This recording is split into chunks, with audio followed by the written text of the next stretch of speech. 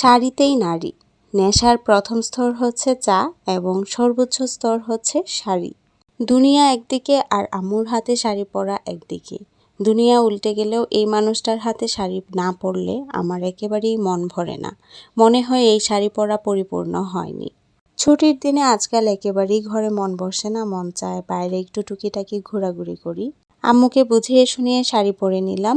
আম্মু যখন আমাকে শাড়ি পরিয়ে দেয় তখন দুইজনের মধ্যে কাইন্ড অফ যুদ্ধ চলে, কারণ আমি চাই এভাবে না ওভাবে। আম্মু বলে তাহলে তুই নিজে পরিস না কেন, নিজে শিখ। এখন আমার কথা হচ্ছে আমি নিজে শিখতে চাই না, আমি চাই আম্মু সবসময় আমাকে পরিয়ে দিক। শাড়ি পরে বের হয়ে গেলাম, আজকে এক জায়গায় ঘুরতে যাব। চলেন আপনাদেরকে সঙ্গে নিয়েই যাওয়া যাক। সো হ্যালো বিউটিফুল পিপল, আসসালামু আলাইকুম, ইটস মি সাইয়ার আলম। আজকে আমরা যাচ্ছি কিশোরগঞ্জ জেলার আলমগীর সিটি এলাকাতে।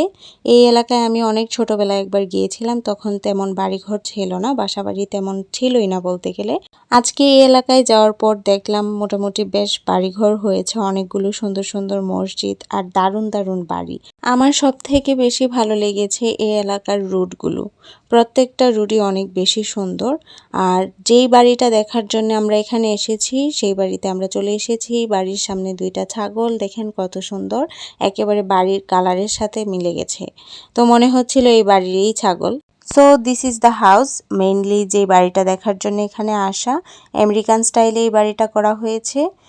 অসাধারণ একটা বাড়ি। বাংলাদেশে এরকম একটা বাড়ি থাকা আছে অবশ্য, অনেক জায়গায় এরকম বাড়ি আছে, তবে কিশোরগঞ্জে আই হোপ এটাই প্রথম এরকম একটা বাড়ি। সো দেখুন বাড়িটা দারুণ সুন্দর, তবে এই বাড়িতে ভিতরে প্রবেশ করার কোনো অপশান ছিল না। এই বাড়িতে থাকতে হলেও per night per day maybe 4,000 টাকা গুনতে হবে। আমি এরকমটা শুনেছি, তবে আমি অথেন্টিক নিউজটা জানি না। তো এই তো আমি বাড়ির সামনে কিছু ক্লিপ নিচ্ছিলাম, তবে ভালো আসছিল না, ছবি ভিডিও কোনোটাই ভালো আসছিল না, বিকজ অফ সানলাইট ছিল না। খুবই কালো কালো আসছিল সব কিছু। আমি আসলে এই জায়গায় গিয়ে তেমন একটা ভালো ছবি ভিডিও করতে পারিনি, আমার আসলে মন ভরেনি। আমি হয়তো বা আবার যাব এই জায়গায় ইনশাল্লাহ, যেহেতু আছি একই এলাকায় যাওয়া হবে। তো আমি ক্যামেরা দিয়ে ঘুরিয়ে ঘুরিয়ে দেখাচ্ছিলাম। জায়গাটা অনেক বেশি সুন্দর। এখান থেকে বের হয়ে গেলাম, বের হয়ে আমি আরেকটু সামনে যাব। ওই সামনের রুটটা আরও বেশি সুন্দর। একটা গাছ আছে, দুইটা গাছ আছে আলাদা আলাদা করে। তো গাছের সামনে দাঁড়িয়ে আমি ছবি ভিডিও নিচ্ছিলাম, ভালো আসছিল না, তারপরেও কি আর করা যাবে, গিয়েছি যেহেতু কিছু তো একটা করতে হবে। তবে ভালো লাগছিল, মেঘলা মেঘলা দিন, বাট প্রচুর গরম ছিল।